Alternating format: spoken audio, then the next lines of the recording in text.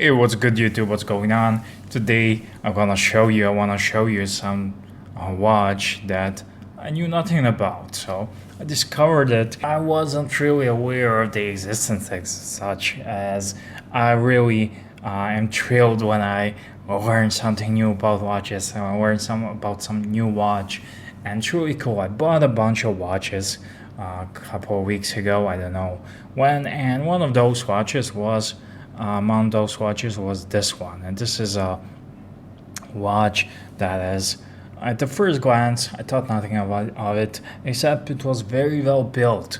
And this watch was real interesting. I saw vintage. The band is a vintage. You see this here, how it looks like. This the style of building a band, but once I put it on my wrist, I started noticing little finer details like this here, Ferrari, and it's okay, it's cool, kind of ugly. I don't like the color combo, but it's not bad. But once you put it on your hand, you notice this detail here, and the case back was a big thing here. That was a big tell off, and here I had to use the rubber ball to unscrew it. And when I opened it, I was really surprised. It had a 15 jewel quartz movement in it, and the movement is, for the fans of the movement, they will immediately recognize the hands pattern, but it was labeled, this one is labeled Ferrari. I won't show you, but I will insert a photo maybe, because this one's a bit pain to open. But yeah, I won't show you. I will show you the movements labeled Ferrari, but at the end of the day, that's a Seiko 7838, and this is one of their editions. And Seiko 7838 is the first analog quartz chronograph in the early 70s, and it was something really new and revolutionary, and nobody done it before. And one of the upscale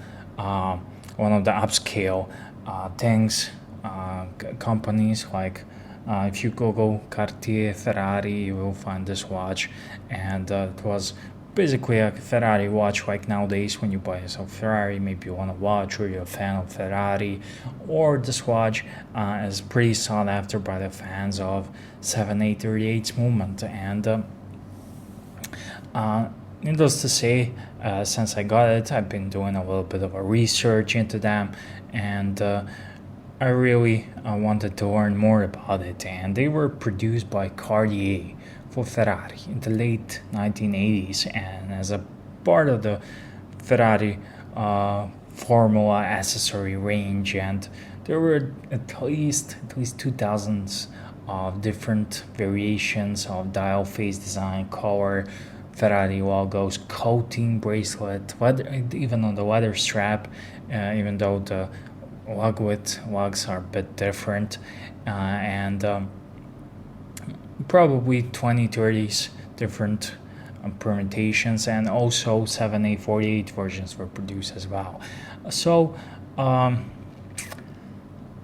at the time, in the late 80s, the watches retail for around 795 pounds and upwards, and Seiko versions of the same watch with the same movement were probably 200 to 50, and there were absolutely no mention of Seiko in this watch, in the sales of this watch, and something that lots of companies got away before, probably in the history, but nowadays with development of internet and everything else, nothing gets away. You know the story of Tag Heuer and Seiko movements, when Tag Heuer promoted a new in-house movement that turned out to be a Seiko. This one got away, and I'm not really sure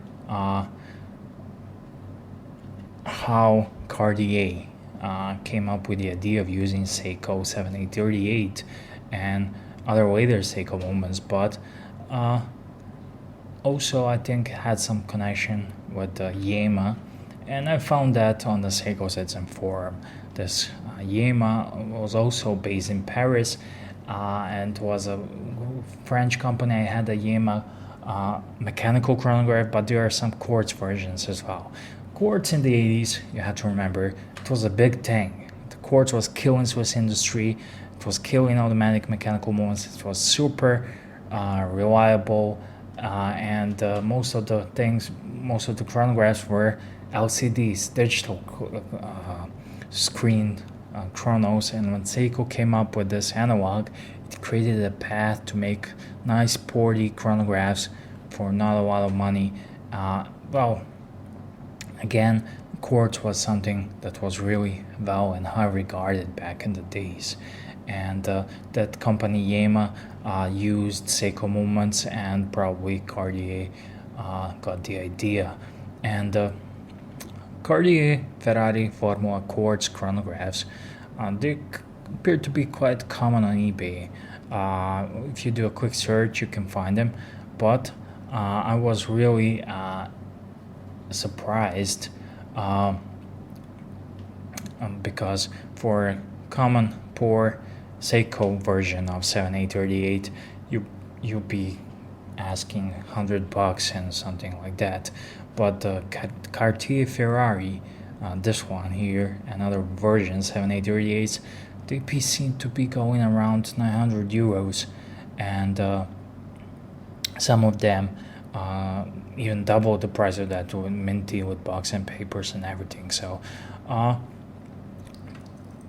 don't know what's up with that. Maybe because of the Ferrari logo, because Ferrari thinks I'm a big fan of Ferrari. I love that red here on the dial. And the watch itself, it's kind of ugly. My friend who likes watches thinks it's ugly. My wife said, "Oh, what's that ugly thing? You're not gonna wear that on your wrist." And I wore it. I'm wearing it, and I love it. It's kind of ugly, but it works on my wrist. When you put it on your wrist, it works. And I don't care it's a bit gaudy and goldy and red in your face, because at the end of the day, this is a Ferrari watch, and I'm a fan of Seiko 7838 movement, and I'm a fan of Ferrari. And now once I have this Seiko Ferrari watch, all I need to do is to find a vintage Ferrari from the 80s, and I'm good to go. But yeah, I was really blown away by the price and asking price for this watch. It is kind of quirky and it's really cool, but inside it says 531 Ferrari. There's a little plate on the movement that says there, but it really is 15 jewel quartz movement from Seiko. It's a great, excellent quartz movement. I will make another video about that. It's a really excellent quartz movement. It's fully serviceable, super fun, and they're very reliable. That's why you find so many movements inside. So yeah, just wanted to show you this little Ferrari watch, which is really and it's always from Seiko, and the case is made in Switzerland by Cartier. I don't know the sources, but seems to be a common it's a common knowledge on the internet that these are Cartier-Ferrari watches, and they fetch a lot of money, surprisingly, because you can get a cool Seiko 7838 for $100. Depends on the variations, but it's pretty much it. So yeah, it's really cool. 7838 movement is a really one of those horological things, icons that's going on here. And when you take the watch into your hand, it's really, you can feel it's very well built. It's not a no-nonsense watch, and says here stainless steel water resistant quartz, has a little Ferrari logo, serial number, and that's it. I would love this watch that it's not PVD coated, because it really needs a little bit, it has shown some wear, but there are some other versions which are stainless steel and two-tone, but I guess they want two-tone was huge back in the days when this watch was produced, so they wanted to make it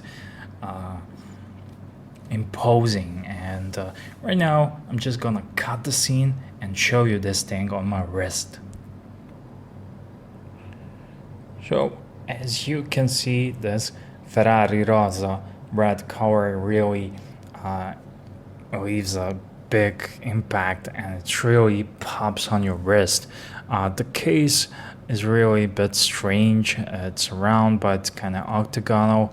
You can see a little bit of a wear and tear here, but overall my wife thinks it's ugly, my mate thinks it's ugly, but I love it. I love wearing it, and I love the red. This red that really pops, the Ferrari red. And lugs are a bit strange here. You can see just these two yellow things are connected. So when you need a leather band, it's really you have to make a custom one. There is a version with the original leather bands, but here you just have this little attention to details. And here you can see Ferrari. And I had a lot of vintage watches. I can tell you, even the Rolex from the 80s wasn't of a great quality as Rolex is nowadays, or some average Steinhardt or whatnot.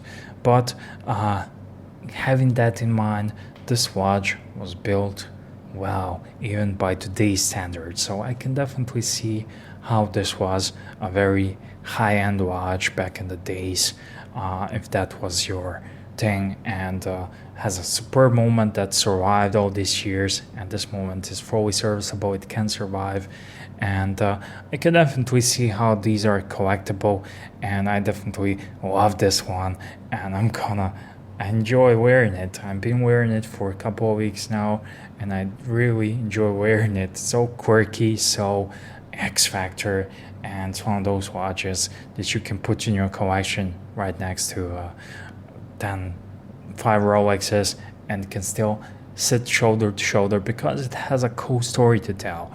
And if you are a Ferrari fan, and if you are a Seiko fan, this is a perfect here combination. And I know lots of people are collecting Seiko 7838 movements. There is even, I think there's even a forum really just about those, and I think this is one of those that really stands out. So thank you for watching, guys. Thank you for watching. Do let me know. If there's someone from the 80s who's watching me, do you remember this watch? And maybe you own this watch, or you own modern Ferrari watch. There are lots of nowadays Ferrari watches, and do tell me what do you think in the comment section. And I'm edcgunner. It's a 40 millimeters. I haven't measured it, but I think it's pretty much sure it's 40 millimeter watch, so it's pretty substantial on your wrist, and I love it. It is a bit ugly, but ugly that works. It's so ugly that it's cool. Like, I don't know. So thank you for watching, guys. See you again, and do tell me what do you think.